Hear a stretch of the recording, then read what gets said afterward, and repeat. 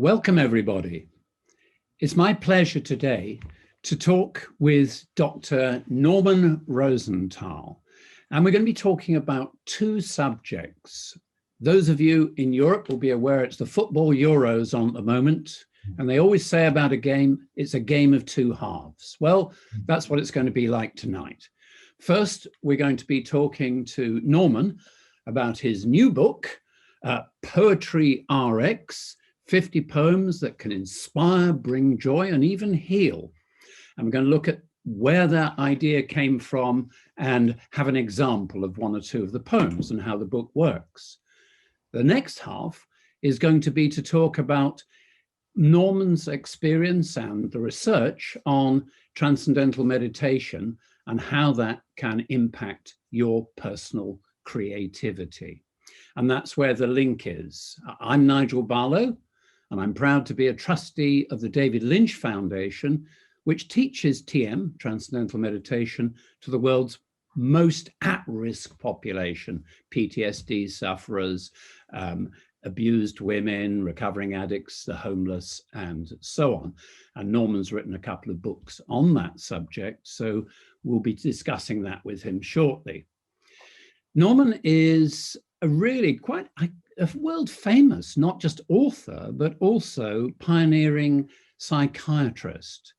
He discovered seasonal affective disorder, or in colloquial terms, what we call the winter blues, and pioneered light therapy to help alleviate that condition. He's also a best-selling author, written books called The Art of Adversity, 2 books on transcendental meditation, which are bestsellers, called Transcendence and Supermind. I don't know how he has time to fit it all in, but we'll get to that during the course of the conversation. So that's enough of me. Let's start with Norman's new book, Poetry RX. Norman, where did you get, this is quite a departure for you in your work that you've been writing.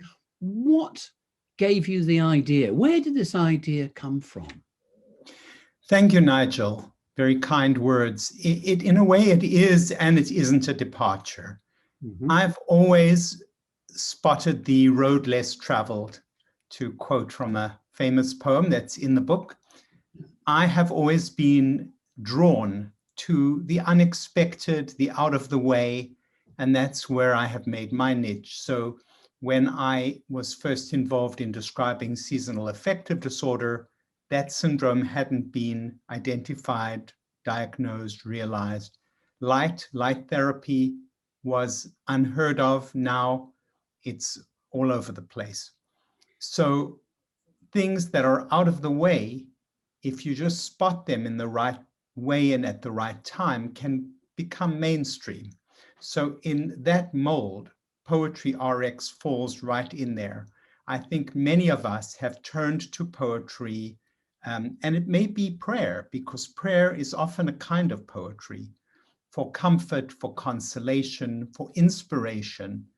And what this is really doing is it's just sort of codifying that and explaining how can you, the reader, extract these jewels from this kind of mishmash of the poetic realm.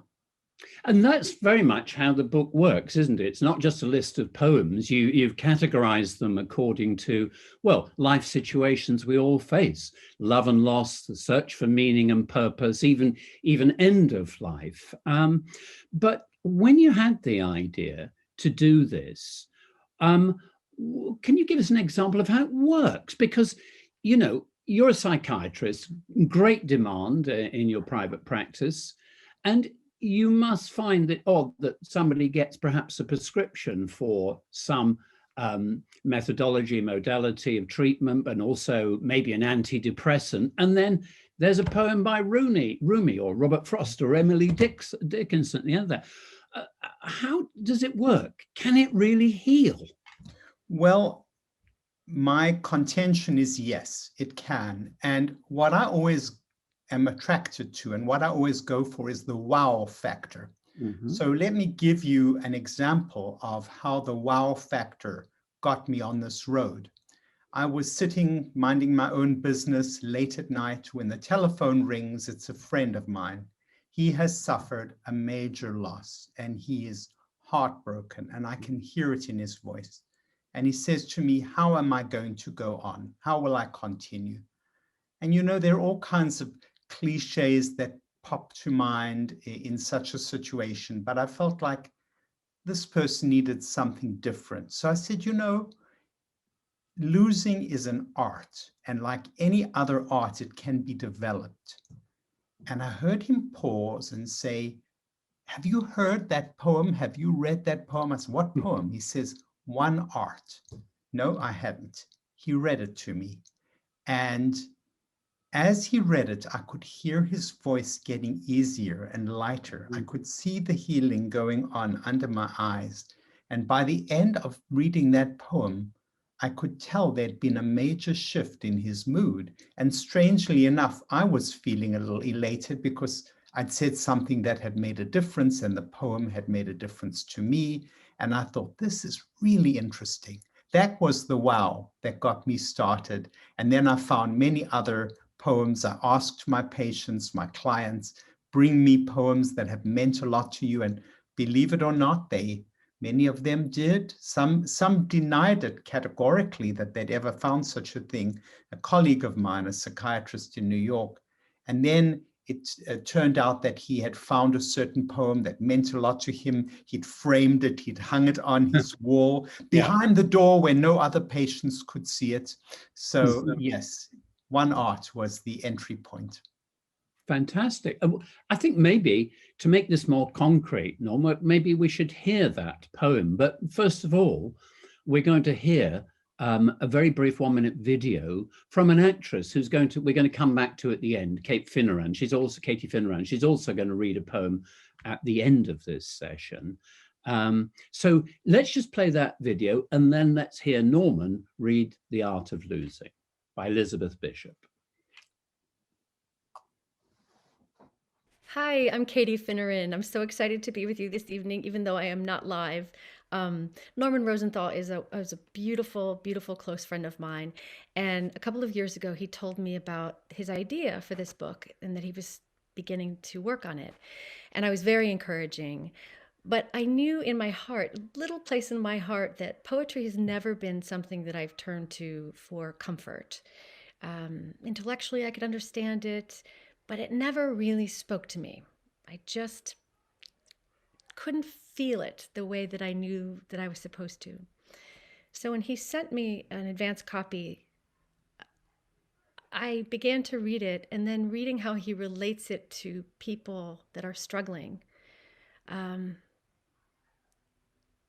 50, all of a sudden, I'm saying poetry in a whole new way. It's like opening a door to a bunch of new friends. Great. So Norman, let's hear The Art of Losing. Here we go. The Art of Losing, One Art by Elizabeth Bishop. The art of losing isn't hard to master.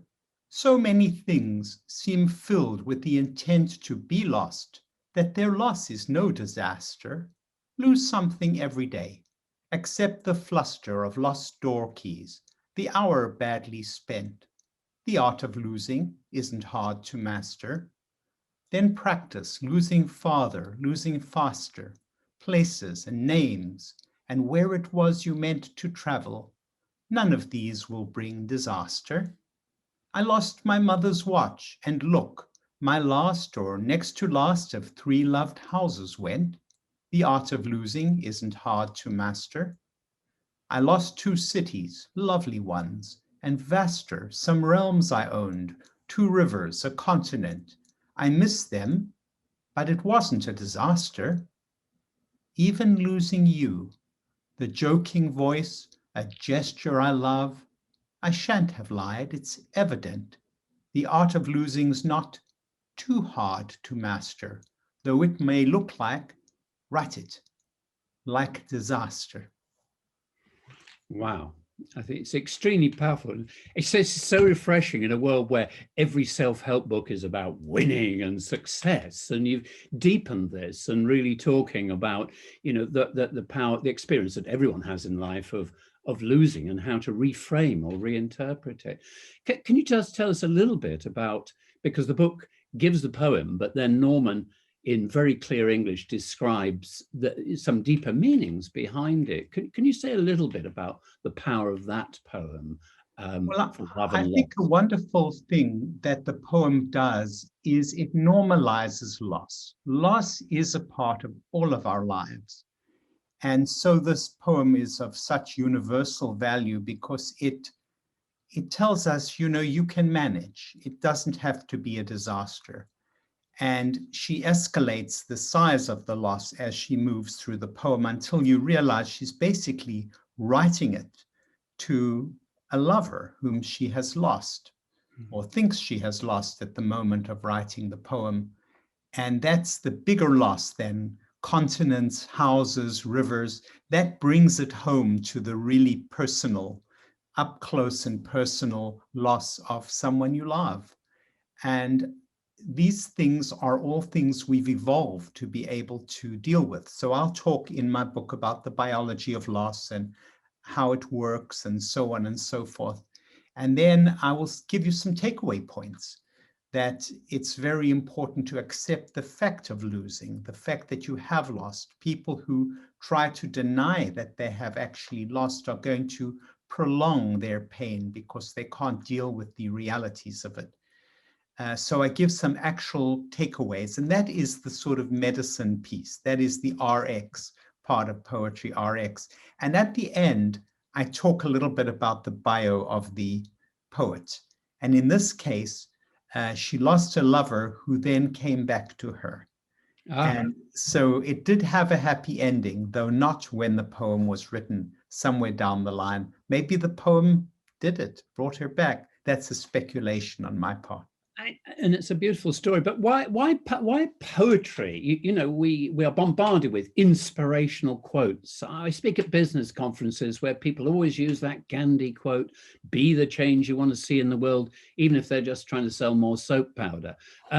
So why poetry? What does that do to the brain, to the heart, to the physiology that seems to have that impact, Norman?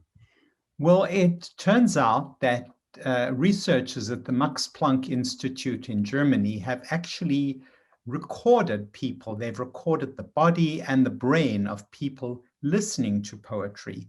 And what they find is that at certain points in the poem, the body registers goosebumps and chills.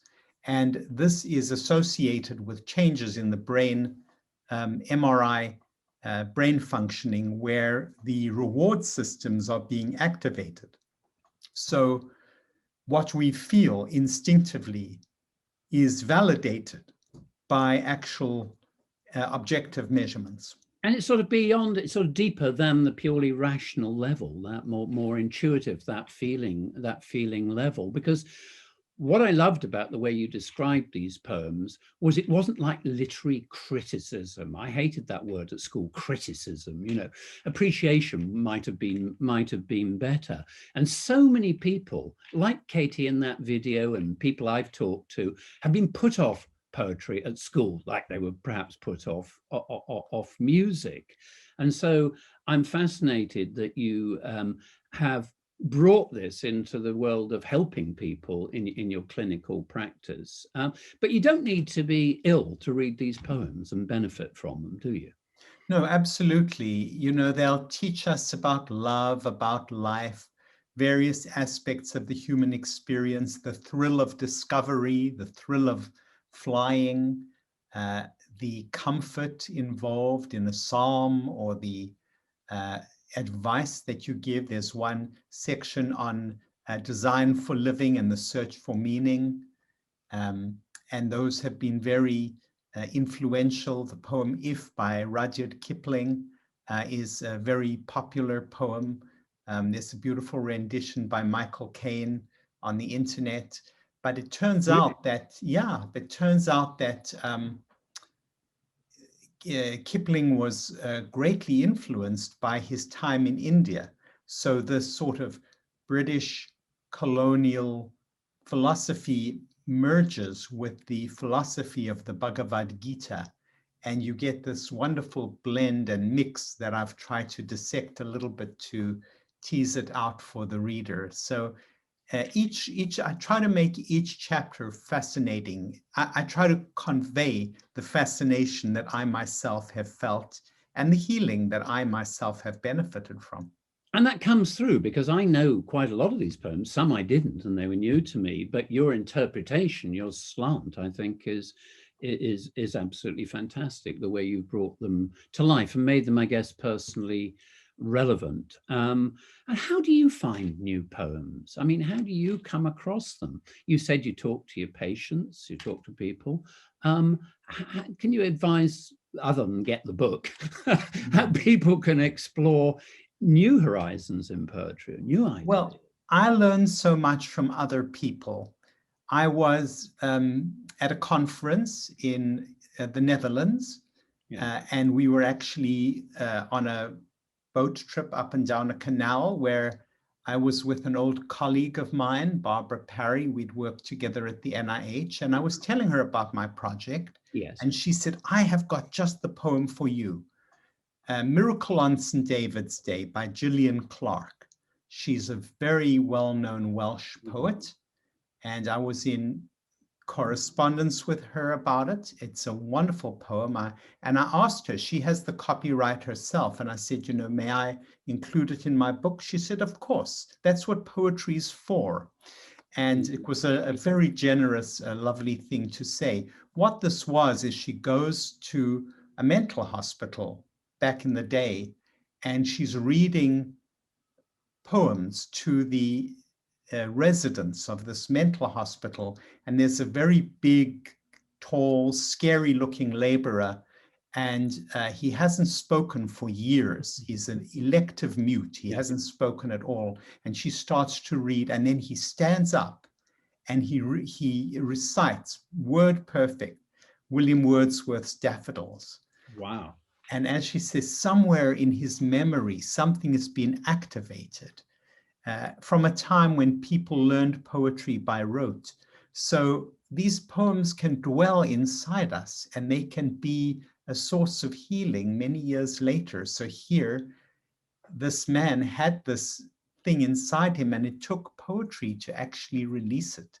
That's fantastic. So all the stuff about actually changing the brain waves, if you like, changing the physiology, manifests itself in those stories. But I was always at school sort of obsessed with the difference between learning by rote. If you had to learn something by rote, it was sort of meaningless. But learning by heart, for me, has a much deeper resonance, because as this man, this obviously meant something very profound to him. You also give some instructions in the book, Norm, for how to read a poem, not how to read. And you talk about the power of speaking them out loud. Could you say a little bit more about how people might use these poems in a very practical way? Well, yes, I think that the more modalities the more senses you can bring to bear on the experience, the more you're going to get out of it. So when you read a poem out loud, you're not only seeing the words, you're not only conceptualizing the ideas, but you're hearing it and you're speaking it. So you're speaking, you're hearing, you're reading, you're feeling, you're understanding. Senses involved, Look at all the elements that are involved. I say, to enjoy a poem or read a poem is no more an purely intellectual exercise than having a spoonful of ice cream. You're surprising your system, but in this case, it's with words and sounds and not with creamy sensations and cold, tasty ice cream. Okay, better for your figure. Now that's another plug for poetry. I think it's fantastic. Look, we could go on, and we will come to one or two more poems as well here, but I think it's time. That's enough of me and Norman talking. I think we'd like to have some questions, actually. Do put these in the chat group as we go through. But the first question, I know we have only one who, we don't know what he's going to ask, but we know he's going to ask a question. Stuart Sunderman, who is very much involved with transformational breath work and knows Norman well. Stuart, if you can come on, and you have a question for Norman about Poetry RX or about Life Universe or anything. He seems to know about most of it. Yeah, hi everybody. Pleasure to be on here. You've actually answered quite a few of my questions already. So I thought, oh, I'm going to have to change that question and change that question. But one of the questions that arose of what stage, so a lot of the things that you work with are quite, in the medical world, I guess, more alternative, prescribing poetry or prescribing light or using meditation. Would you actually prescribe a poem to somebody that came in? You say, right, go off and read this poem. And if it was a prescription of poetry, would it be go and read this every day, like a mantra, like a meditation? Or is it just a case of read this and then we carry on? Is it just an extra sort of injection that you would use as a part of your teachings or practice or advisory, or would you literally prescribe it? Well, I think, great question. I never, or I very rarely will give one thing to anybody. I will never give them a medication and say, take this medication and, you know, take 2 aspirins and call me in the morning kind of thing. I always try and enrich their lifestyle, which I find to be very healing. So I would prescribe exercise, I would prescribe good sleep habits, I would prescribe meditation, transformational breath work. And in the same spirit, I might say, let's look at this poem because this poem can really help you. And depending on the patient and depending on the circumstance, different poems might be helpful. And what I do in Poetry RX is I talk about particular stories of people that I have suggested read certain particular poems. And I wouldn't say, you know, read them morning and evening. I would say read it. Read it. Don't just read it once, you know, think about it, because I think it can really help you. And that is how I use it. I might bring it into our session. I might say, do you mind if we read this together? You know, here it is. And so I find that it's helpful to weave it in to the other things rather than have it be a standalone kind of treatment. Great. And I think that sounds very sensible. We've got 2 or 3 great questions to come, Norm, but I'm going to sneak one in here on the basis of that. Look, you're a pioneer. You're an innovator. Light therapy, probably people thought you were nuts. They did. Sometimes some of them may still do, but let's hope not. TM probably thought you were nuts until enough research came through. Poetry, as Norman finally lost it.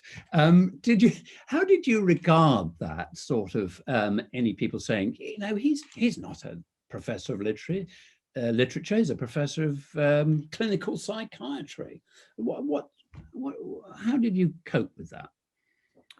Well, there were many ways. I did have a wonderful mentor, a professor of poetry at Harvard, Peter Sachs, who is a friend of mine, a former South African, and he actually read through my manuscript and actually validated that what I was saying actually made a lot of sense and that I was coming from a different point of view. I think often when you come at something from a different perspective, I don't come at poetry as a sort of poetry professor, English professor. I come at it as a psychiatrist and an amateur, but one that really loves and feels the poetry and has got the background to make it relevant to people's lives. And you do that beautifully. Yeah, thank you. An amateur, pick up on that word before we get to the first question here. Amateur is a beautiful word, isn't it? Because we always think it's better to be professional, but you know, amateur is someone who loves. And I think that passion that you have really comes through strongly. But that's enough of me. We have a question here. Would you recommend, Norman, poetry to treat trauma in addition to depression? Yes, I think poetry can be very helpful for trauma. And as a matter of fact, one of the poems in my collection is The Sentence by Anna Akhmatova. And in the sentence, Akhmatova talks about a feeling of being detached, like she's got memories that she's got to kill because she can't live with them, she can't bear them, as many people with PTSD are unable to live with their memories. And she's trying to bury her memories. And of course, we know that's not a successful strategy, because in fact, one way of treating traumatic memories is helping people sit with them in certain ways that enable them to tolerate those memories.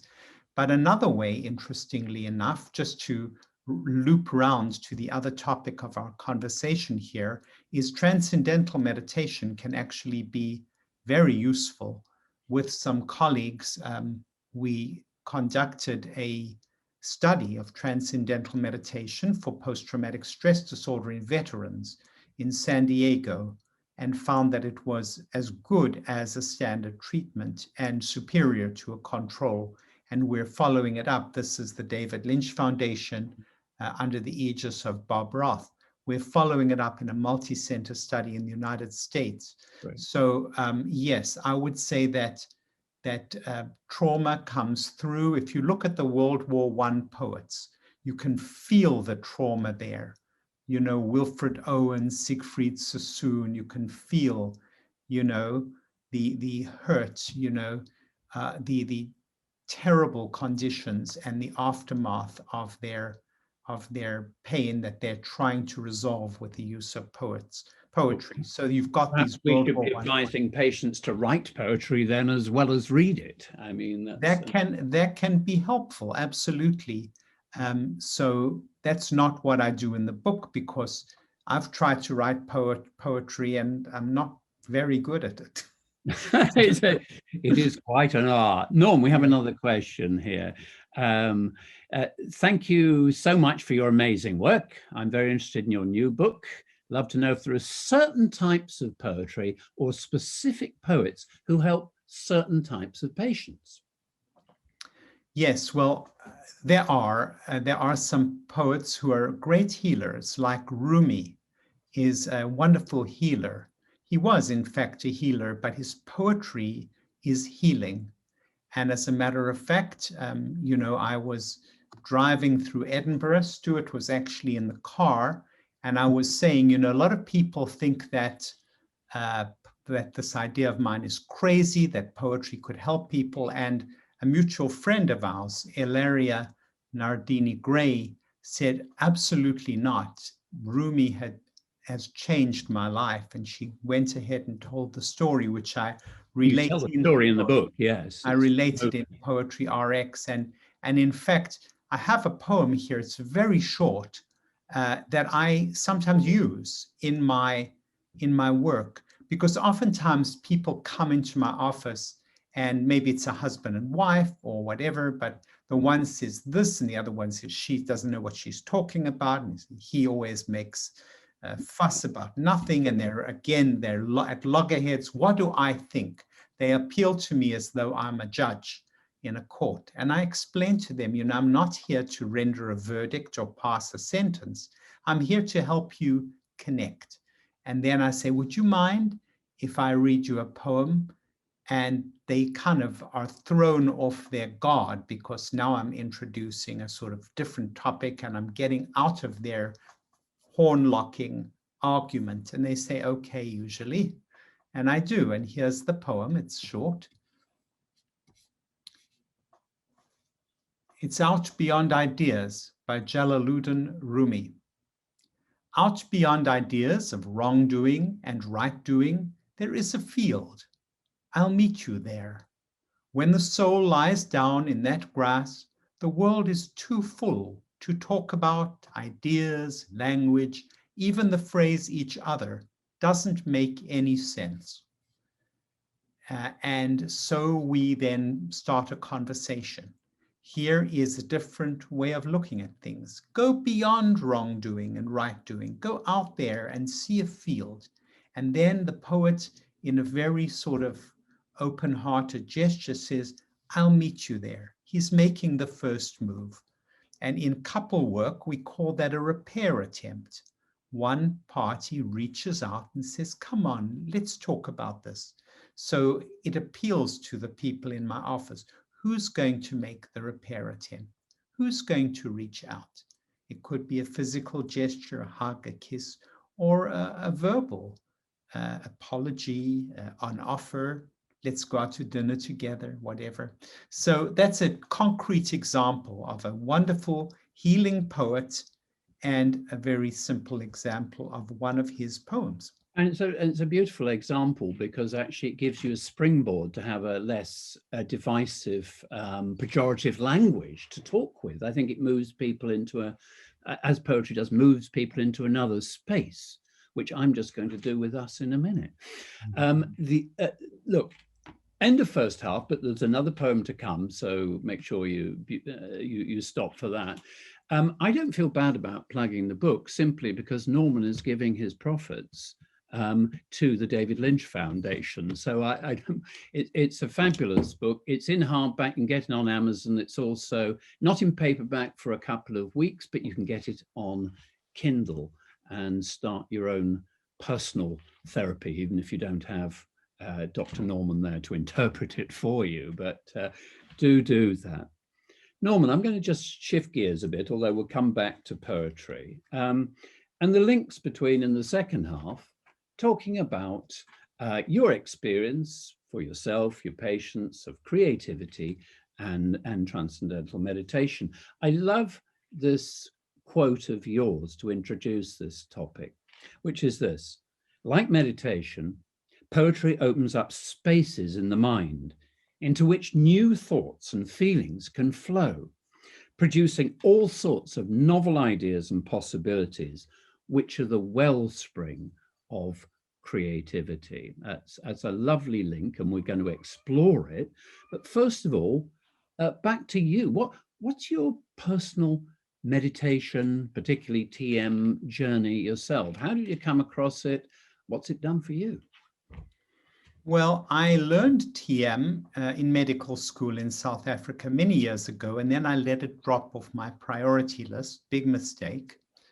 But I rekindled it at the urging of one of my patients who said, you know, doc, your medicines are quite good, but what's really making me happy most of the time is transcendental meditation. And he urged me to get back to it, which I did. And that was the beginning of a long story for me, because I was so impressed not only by my personal experience, but my read of the literature, that I wrote the first book of it on its Transcendence, Healing and Transformation Through Transcendental Meditation, which became a New York Times bestseller. And I thought, well, you know, I've done my job. I've written it up. It's everything I have to say. But I was actually wrong, because as I continued to meditate, what I saw was how it changed me as a person, how it grew various aspects of myself. How did it change you as a person? To put the psychiatrist on the spot here, Norman. Well, in many ways. Other people commented and said, you know, I asked my wife, you know, how did it change you? How did it change me? She said, you're just a completely different person. Mm-hmm. It was that simple. I was no longer impossible. So whatever that means. But in any event, it improved my creativity. After Transcendence, I went on to write The Gift of Adversity, which distilled my experiences and illustrated how I found that when things went wrong was sometimes when we learned the most. I then went on to a second book on TM, which is The Supermind, which is how the mind grows. And what I did was I took 600 seasoned meditators, developed with the help of colleagues a questionnaire, and the questionnaire looked at how do people change. And so this is self-reports, it's not a controlled study, but nonetheless, 600 people is a lot of people. It spoke to internal growth, developing internally, creativity, being in the zone and in the flow, and then creativity was a major thing. And I give examples for each of these. So many people were kind enough to give me their intriguing stories, ranging from a ballet dancer who was having collapsing fits on the stage till she started meditating, which restored her ability to be a prima ballerina in the New York City Ballet. A baseball player who had fallen off what we call the postseason roster, but came back swinging, as they say, to compete in the World Series. And his team went on to win the World Series, and so on and so forth. I mean, I use these extreme examples because they're interesting to read about, but just ordinary people and that's of interest to me because in my work on creativity, I often ask a group, name creative people that come to your mind, and it's the same old usual suspects: Einstein, Mozart, or whatever. They're usually dead males. But hopefully these days more and more diverse examples. But the point about it is that it's not me. I'm an ordinary person. It's somebody out there, and it's exceptional. But the idea that you're promulgating there is that actually everybody has deep creative potential. And I think it's worth exploring this in terms of TM, because meditation has become such a well-known word that most people at the end of a yoga class or something have practiced something which is called meditation. And I don't want us to be saying and getting a lot of benefit from it, that transcendental meditation is better. But could you just describe, from you knowing a lot of these modalities, how it's different? Well, yeah, I think for those who don't know, you learn it, you get taught meditation by being given a mantra, which is a word sound, and taught how to use that mantra. And by using the mantra in a certain way, your mind goes into a creative space. That's called transcendence. And if, in fact, some of the poems in the collection actually recreate that feeling of transcendence, especially the poems of William Wordsworth, The Daffodils and Tintern Abbey. And I show people, here is how transcendence feels, and here is how you can get it from the poem. And yeah, they're quite physiological almost, aren't they? Wordsworth talks about the breath being almost suspended and being able to see into the life of things. And that's something I can relate to, the deep, deep, deep, powerful rest in my daily meditation, going to that inner space, as you said. Right. And I am persuaded, although it hasn't been demonstrated, that when you go into that space, you activate a part of the brain called the default mode network, which is a part of the brain that turns on when you're, quote, not doing anything, because the brain is not good at doing nothing. So when you go jogging or riding a bicycle or swimming laps, something that can be done fairly automatically, it can be a very creative experience. And that's how it is when you go with your mantra, and then you go into this transcendent state. And I personally find that all sorts of ideas come together, and it's like a jigsaw puzzle getting sorted out automatically, or a Rubik cube. Things are falling into place. And I've had that experience, and I think that default mode network is also about, I've heard it described as like mental digestion, how you piece together all the experiences that you've had in a way. And that's the paradox, isn't it, of TM, because you're deeply rested, even more than deep sleep at the deepest points, and breath rate goes down, all the measures of stress, but mentally you're still alert and you're still awake, that sort of paradoxical state. But how do you use it, TM, in your own creative process, Norman? Well, yeah, I think the way I used it is I always wanted to become a writer, but somehow it was always a struggle. I did write before TM, but the writing wasn't as good and it wasn't as easy and it didn't flow as readily. Since I've started TM, which is like 15 years, Poetry RX is my 4th book. And it's like, I wouldn't say it wrote itself because that would be an exaggeration, but I was presented with a material that said to me, what's the next thing to do? And writing has become easier for me. And I found the tools and the circumstances that support my writing. And the TM has been really critical in that process. I know that for a fact. I couldn't have done it without the TM. I couldn't have done any of these 4 books without the TM. And that sounds like that, what you referred to as the flow state or being in the zone. Looks like you've been in that zone a lot of the time while writing this book. Yes, and the other thing is something which people in the TM world call the support of nature. And from my survey of these 600 people, we were able to take the various questions and then statistically clump them into clusters. It's called cluster analysis. Clump them into clusters that emerged, and they were internal growth, they were being in the flow, and they were what we call the support of nature. The experience that somehow people are much more helpful. And I think, you know, the explanation may be quite simple, because if you're a nicer person, people are nicer to you. It's that simple.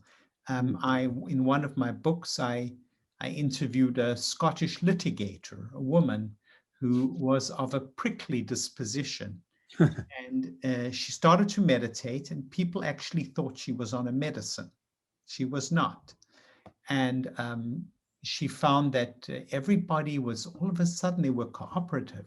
And she couldn't believe that when she went to the courthouse in one of the, I think it was Glasgow, that the traffic wardens actually showed her to a parking space.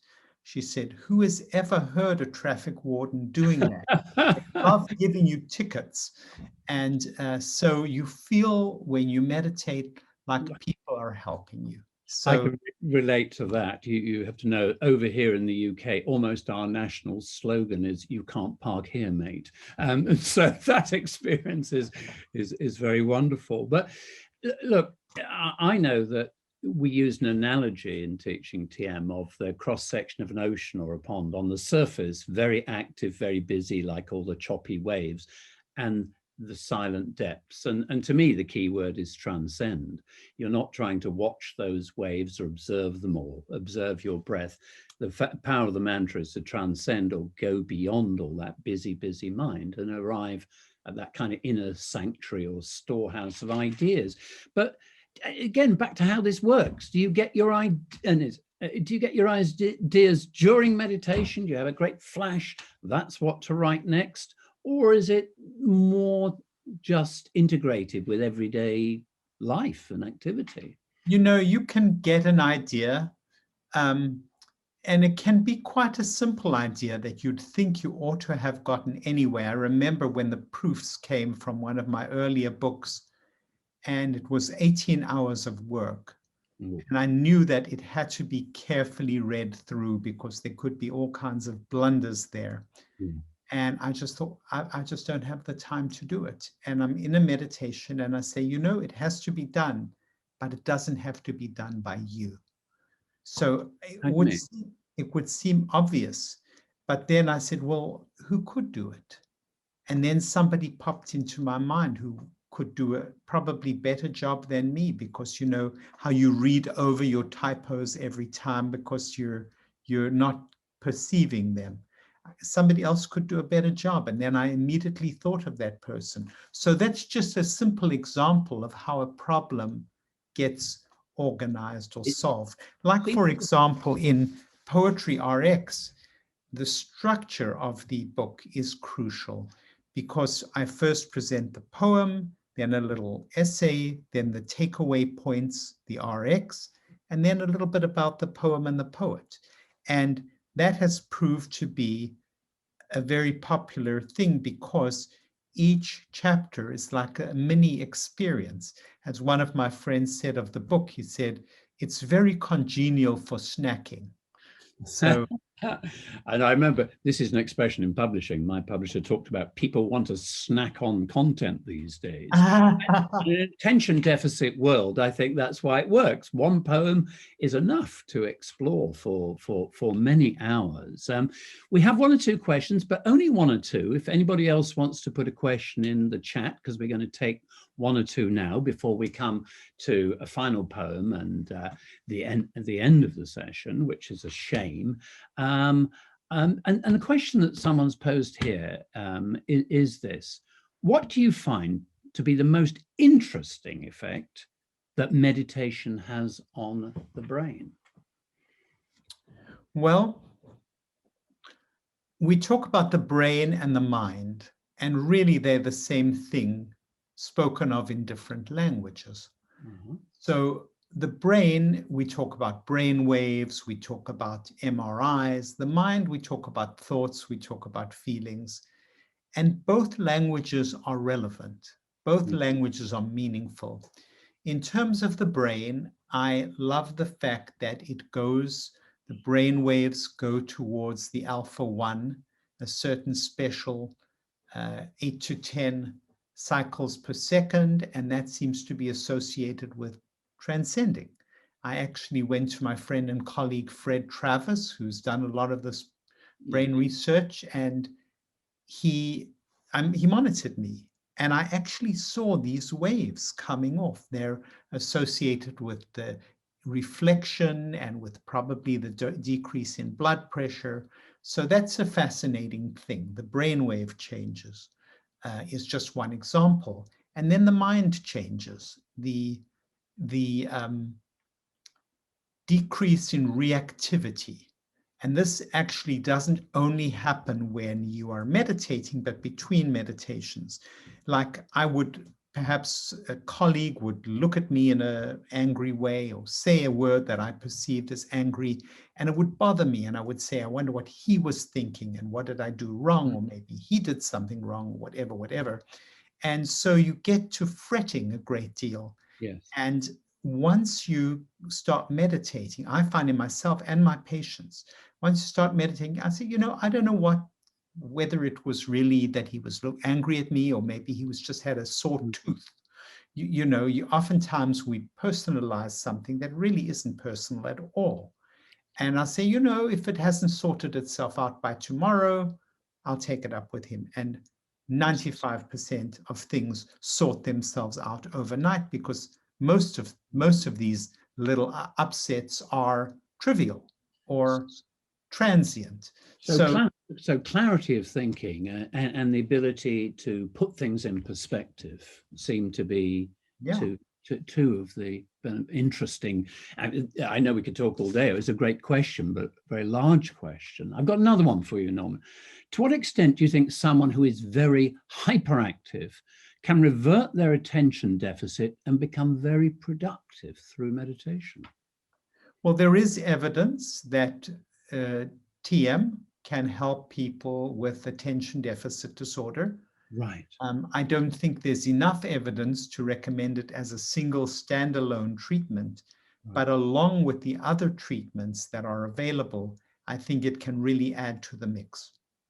Yes, I don't know if I ever came to that category, but I remember my parents saying that they had to feed me Mars bars and whiskey when I was young because I was hyperactive. And so certainly that has been a huge benefit. It seems to have worked very well for you, Nigel. Absolutely. And by the way, what happened in the chat box a few minutes ago, I should have referred to, there were some details that Eric, who's helping to organize this, thank you, Eric, has put in about the book and its availability and so on. I'm going to go for one last question, because then we have a last poem read for us, which is, I think, very inspiring and very moving. Question is, Norm, what why do you think poetry has been around as long as people could talk? And is poetry most powerful when read aloud? Well, something that's around for so long, and it is the oldest form of literature, Really, yeah. must really do something very important. And that's what the book is all about. That this is something that's very important. It can help you in so many ways, in so many situations. If you're loving, if you're losing, if you're searching for meaning in life, if you want to embrace the multiple experiences. And then, getting older, people have said to me, this has been such a consolation for me, which has made me very, very happy. So I think because it does so much for people, it's deserved its longevity. And so yes, that is why I think it's been around for very long. And read aloud, I think you've already answered that one earlier, Norman. It has the first poems, the Odyssey, the Iliad. Yes. I know that I listened to the Odyssey, read the Fagles translation, read by Ian McKellen. I listened to it all 4 times. It's so moving. So I think it does different things when you listen than when you just read it quietly. I think that's absolutely true. It's a great family activity to do, by the way. And I find it works best, I find, after meditation, because I'm already in that slightly more settled, connected state. And it's like the lake is still and a stone put into the lake, the ripples spread out. It's like you get it in a way that if you're rushing or trying to read it, like reading the Financial Times or New York Times, you don't get it. The last question here, Norm, I can't, and someone's asked this, do you have an all-time favorite poem? I always think it's like being asked if you have a favorite child. I love them all so much, but one that comes to mind is The Guest House by Rumi. Which is all about accepting and welcoming your feelings. And as a psychiatrist, what better thing to think about than the acknowledgement of feelings? I don't know if we have... Probably don't have time to read that one. We've got to leave people with something to read in the book. Go take a look at the Guest House. It's just wonderful. And I particularly love a message you've got from someone from South Africa who I know as well, the wonderful Vicky Broom, saying it was great back in the 1970s when you came as a medical student to learn TM. So that's turned full circle. Vicky was my TM teacher back in the day. Lucky you. Yeah, she's absolutely amazing.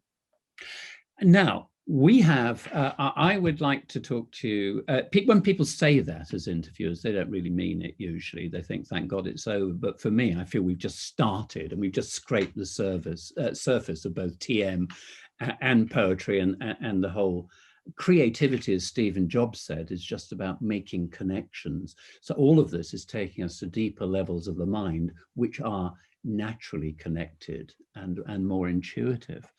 But we have a last poem, which is also in the book, to hear on video, and it's read again by the wonderful Katie Finneran. And so could we please hear Hope is the Thing with Feathers?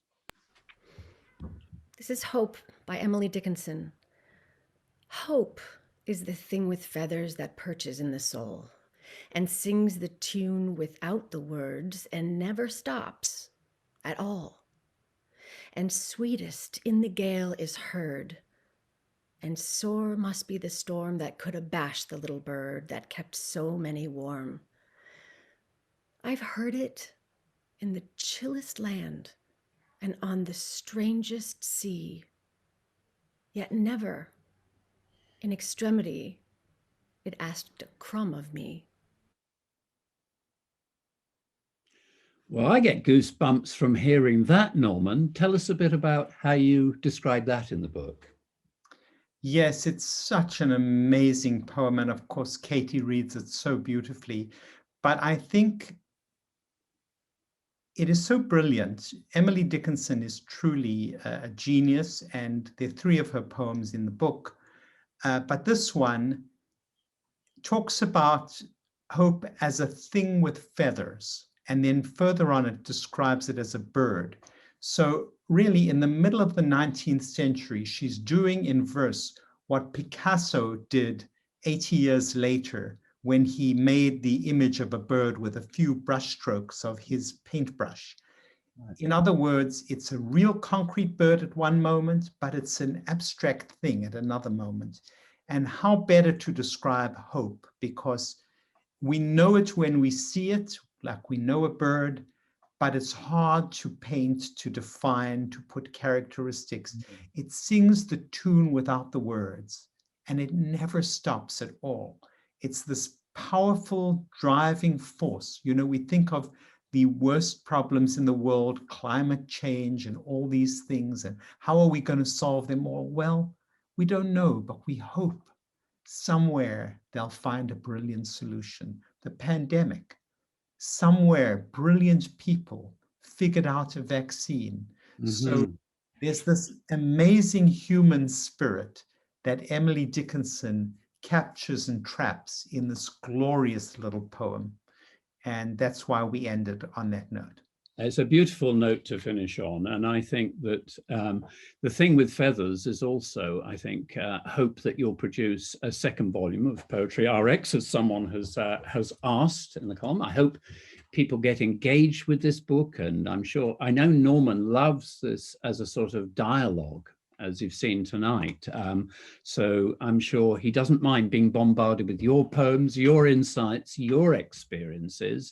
Please get engaged, talk to me about it as well, and I can perhaps point you to some. But above all, Norman, you started very much your beginning of your great reputation by discovering outer light, how light can nourish and help with depression, something that in England we need a lot more of. We need you over here more.